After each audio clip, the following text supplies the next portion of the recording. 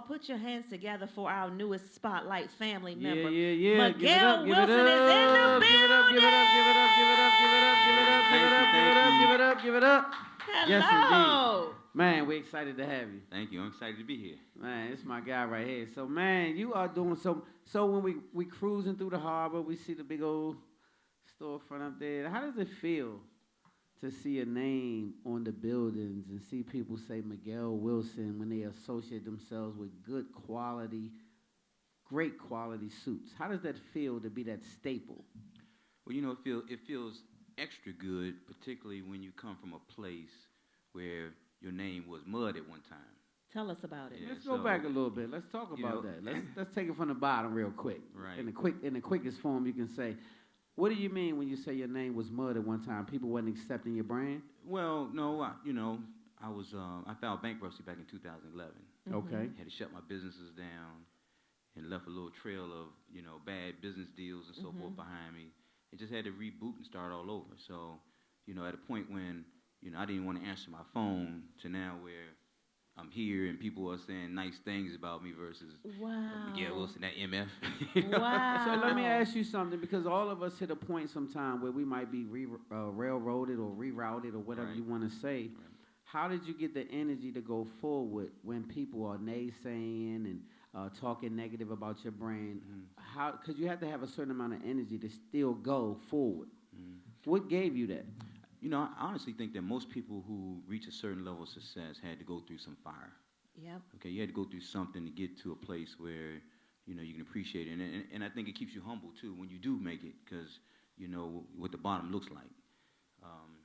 But it feels great to, and I would say this, it wasn't nothing but God, because, I wrote a book called Peace Over Everything, which kind of chronicles my whole walk from a place where I had a successful business and messed that up and had to start all over to get back to here. So, the journey was long, but it was a good ride, because I learned so much throughout the process, and I don't think you just can't skip over. You can't skip to the front of the line. You got to stand in line. You got to go through what you got to go through, and then you be better prepared, next time around.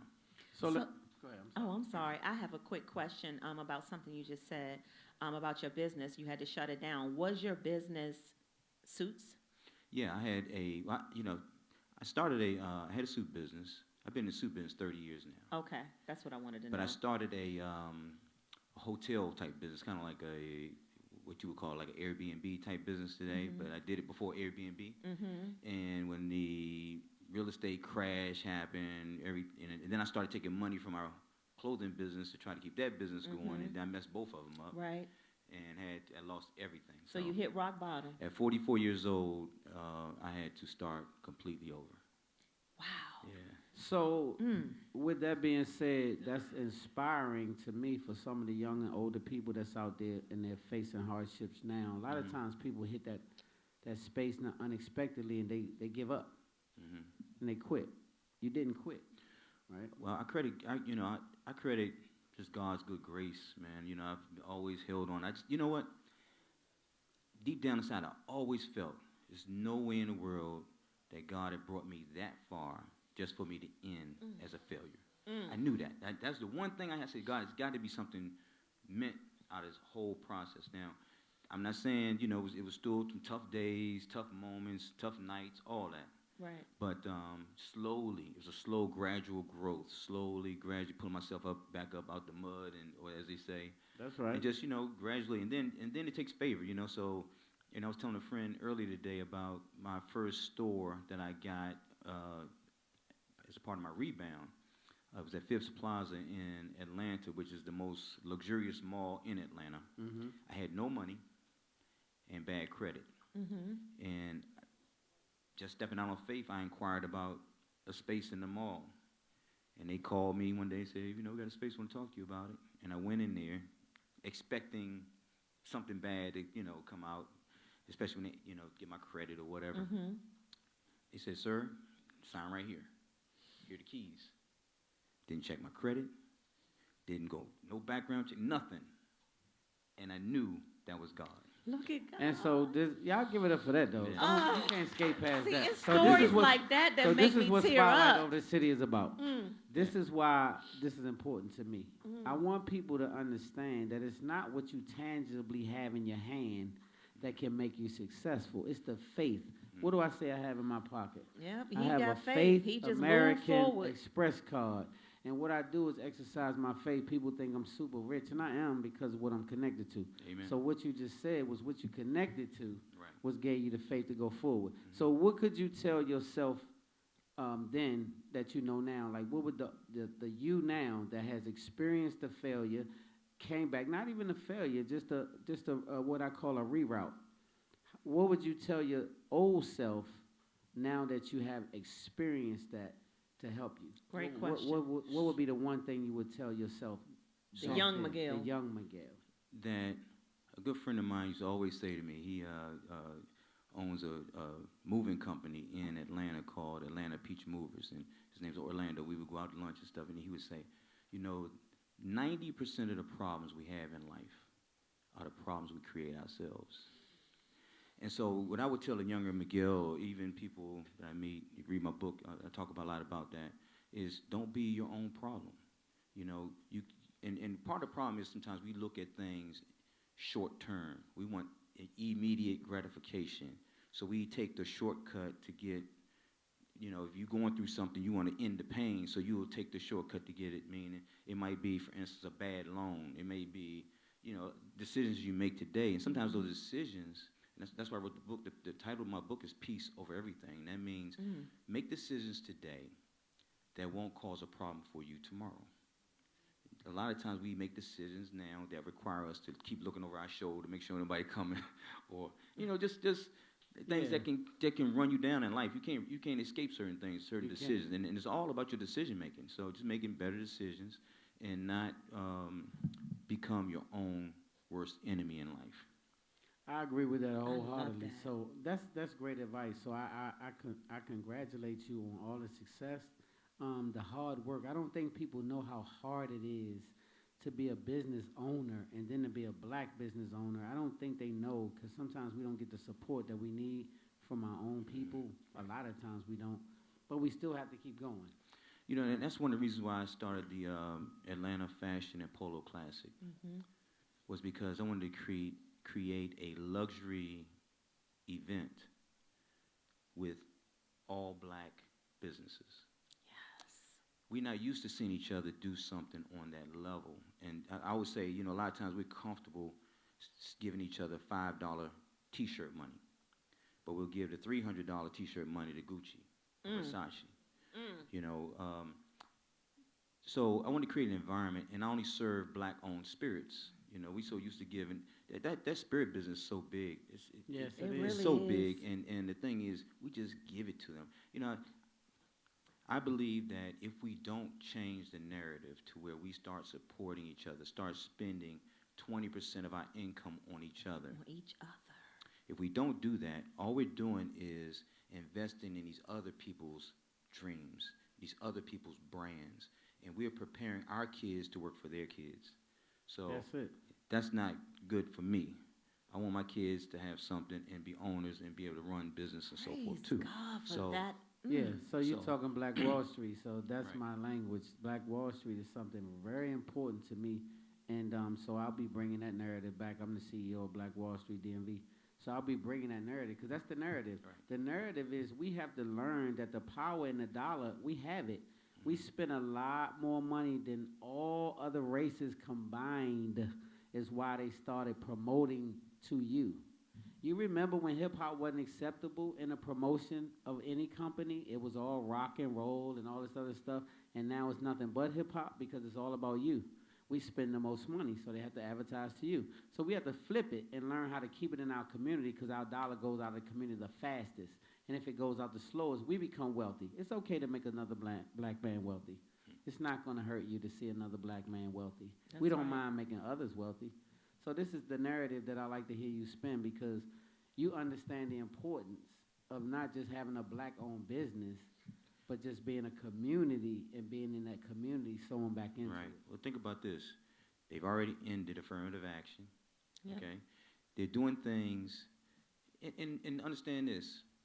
That's okay because we need to be put back in a place where we're forced to do business with each other. I love it. That's right. I'm fine with it.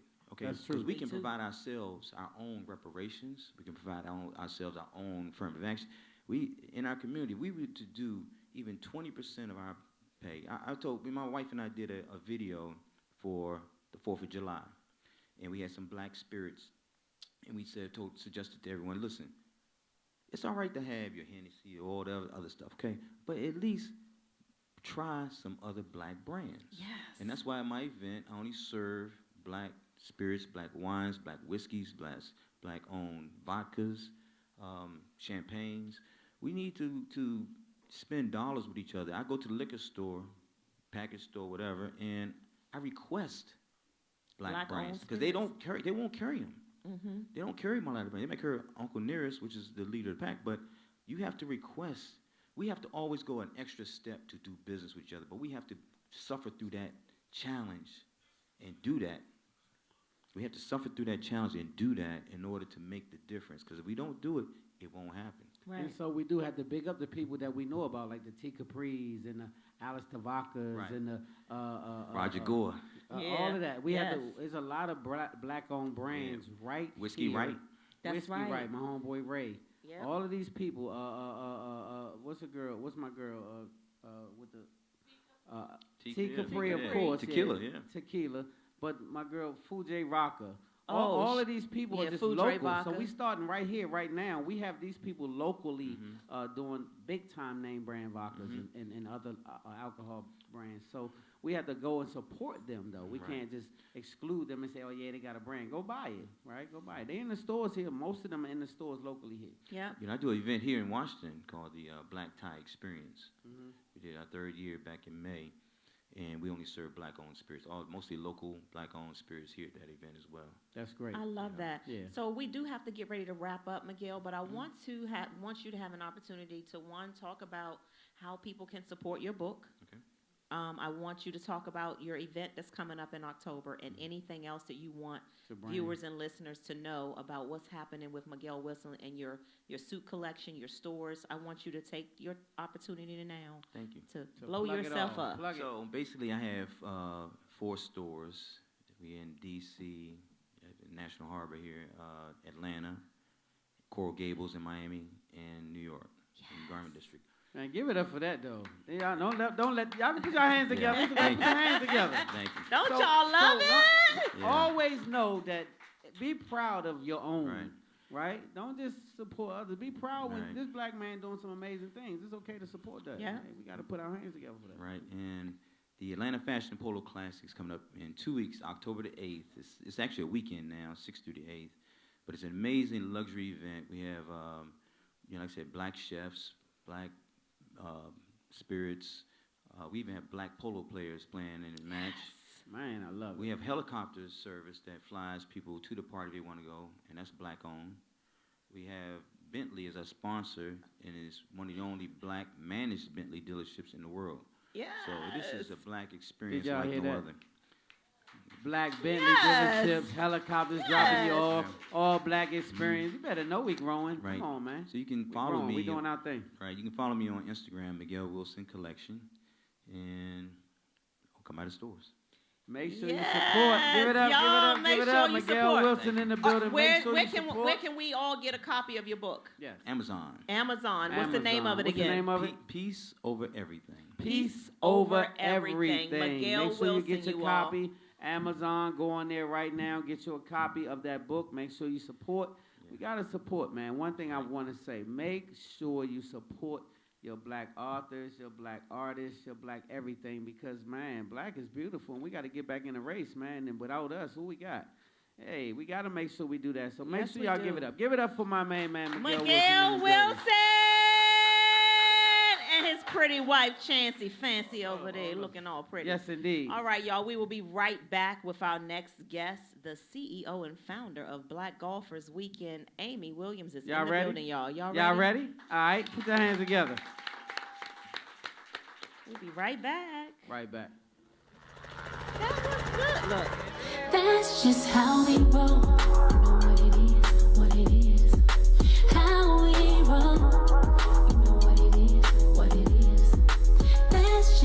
how we roll. You know what it is, how we roll. Hey, baby. What it is, yeah. Top off summer in the wind. You look at me like that, it can we make another kid. You're my heart, I'm your rib. If I ever had to for you, I would do a bid. And I can tell that you're ready. 3, 2, 1, it's going down like confetti. Water 10 to 1 shots again. If we do it on our phone, promise that we're gonna trend. Ooh.